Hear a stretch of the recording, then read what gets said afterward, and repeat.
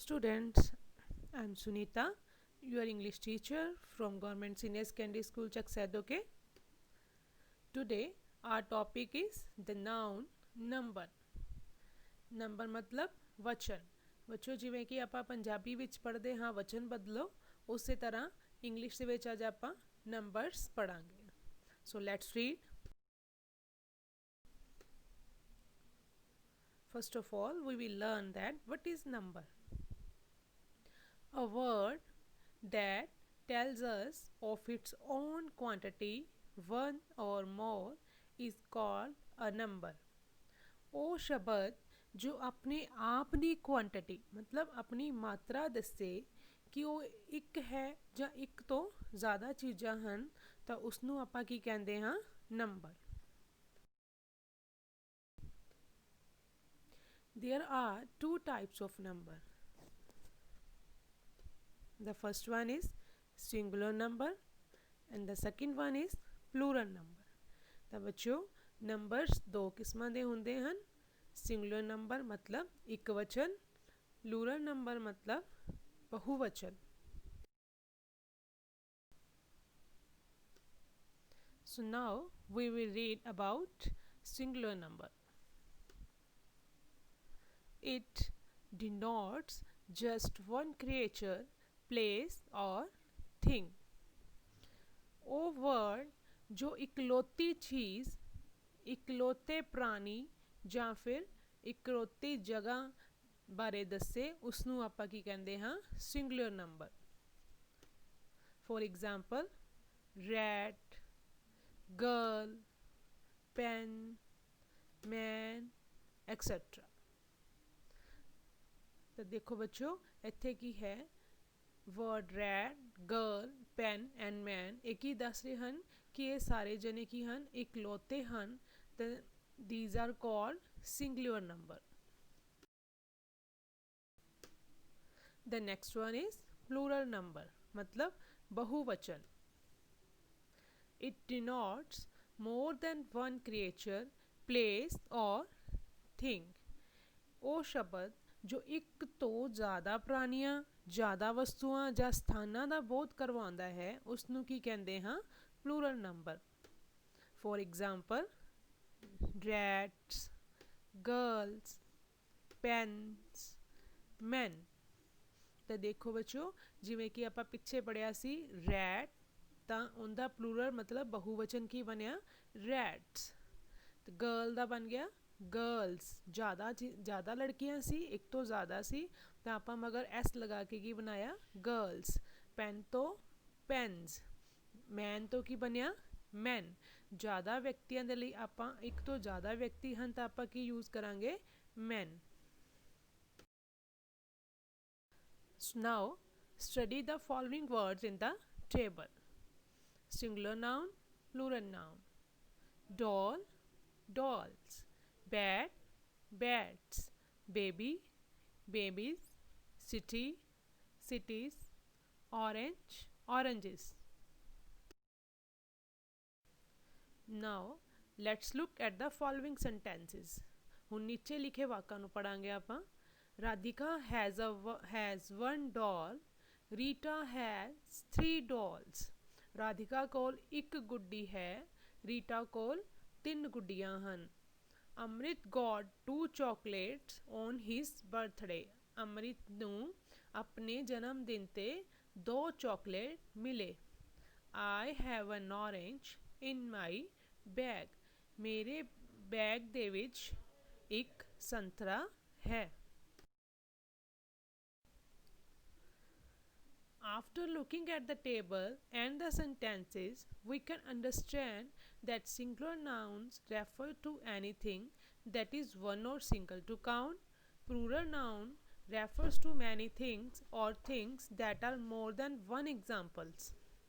ਤਾਂ ਬੱਚਿਓ ਪਿਛਲੇ ਟੇਬਲਸ ਔਰ ਸੈਂਟੈਂਸਿਸ ਨੂੰ ਪੜ੍ਹ ਕੇ ਆਪਾਂ ਨੂੰ ਕੀ ਪਤਾ ਚੱਲਿਆ ਕਿ ਜੋ ਸਿੰਗੂਲਰ ਨਾਊਨ ਹੁੰਦਾ ਹੈ, ਇੱਕ ਵਚਨ ਹੁੰਦਾ ਹੈ, ਉਹ ਇਕਲੌਤੀ ਚੀਜ਼ ਬਾਰੇ ਦੱਸਦਾ ਹੈ ਔਰ ਜੋ ਪਲੂਰਲ ਨਾਊਨ ਹੈ, ਬਹੁਵਚਨ ਹੈ, ਉਹ ਇੱਕ ਤੋਂ ਜ਼ਿਆਦਾ ਚੀਜ਼ਾਂ ਬਾਰੇ ਦੱਸਦਾ ਹੈ। ਫੋਰ ਐਗਜ਼ਾਮਪਲ 1 orange, ਇੱਕ ਸੰਤਰਾ, ਸਿੰਗੂਲਰ ਨਾਊਨ, 3 orange, 3 संतरे plural nouns. 1 bird, 2 birds, 1 star, many stars, 1 puppy, 4 puppies. To make plural from singular, we add s, es, ies. ਜਦੋਂ ਅਸੀਂ ਇੱਕ ਵਚਨ ਤੋਂ ਬਹੁ ਵਚਨ ਬਣਾਉਣਾ ਹੈ ਤਾਂ ਇੰਗਲਿਸ਼ ਵਿੱਚ ਅਸੀਂ ਵਰਡ ਦੇ ਮਗਰ ਕੀ ਲਗਾਉਂਦੇ ਹਾਂ, ਐਸ, ਈ ਐਸ ਜਾਂ ਫਿਰ I E S. Also F becomes V E S.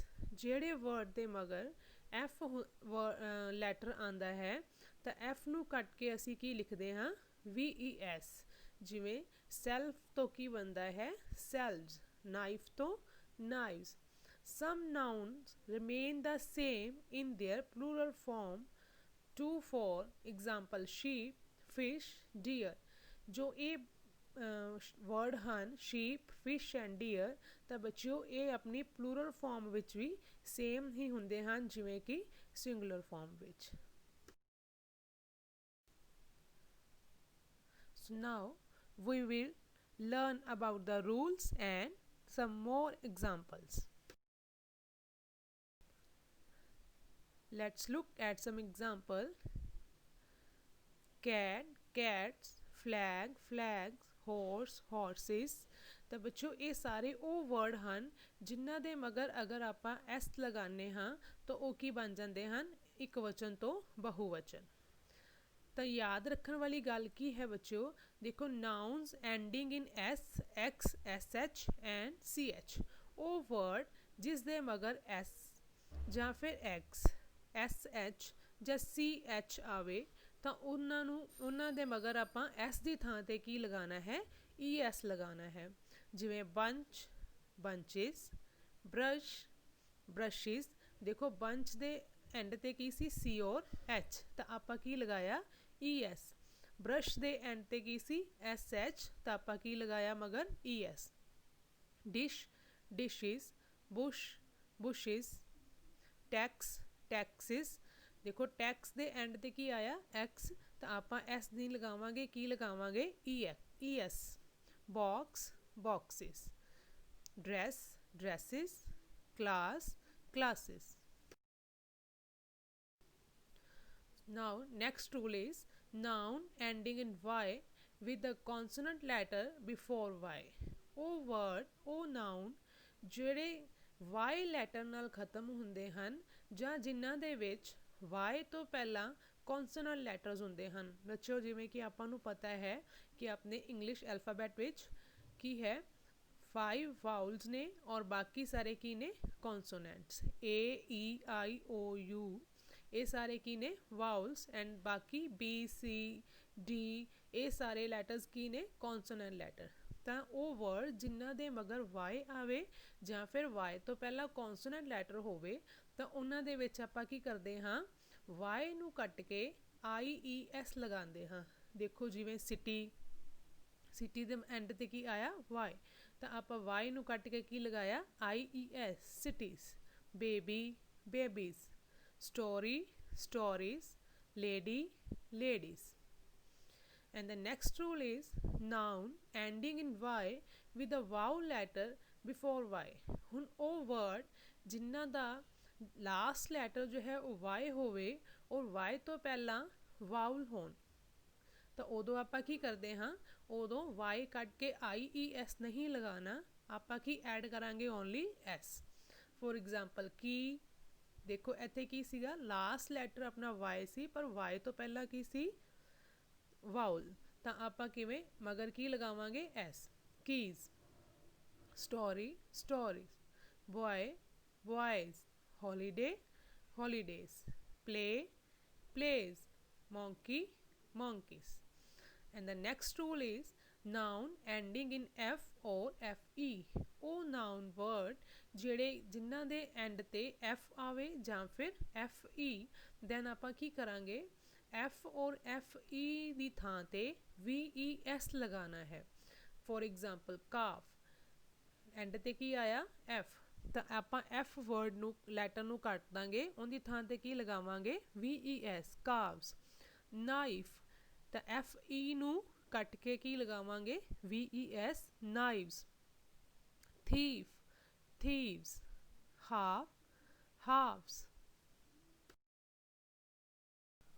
So I hope ਕਿ ਸਭ ਨੂੰ ਸਮਝ ਲੱਗ ਗਿਆ ਹੋਏਗਾ ਕਿ ਨੰਬਰਸ ਕੀ ਹੁੰਦੇ ਹਨ Now you have to write these numbers on your notebook in beautiful handwriting ਤਾਂ ਤੁਸੀਂ ਇਹ ਸਾਰੀਆਂ ਐਗਜ਼ਾਮਪਲਸ ਜੋ ਆਪਾਂ ਵੀਡੀਓਜ਼ 'ਚ ਦੇਖੀਆਂ ਹਨ ਉਹ ਸਾਰੀਆਂ ਆਪਣੀ ਨੋਟਬੁੱਕ ਤੇ ਨੋਟ ਡਾਊਨ ਕਰਨੀਆਂ ਹਨ ਬਿਊਟੀਫੁਲ ਹੈਂਡਰਾਈਟਿੰਗ 'ਚ Thanks. Have a nice day.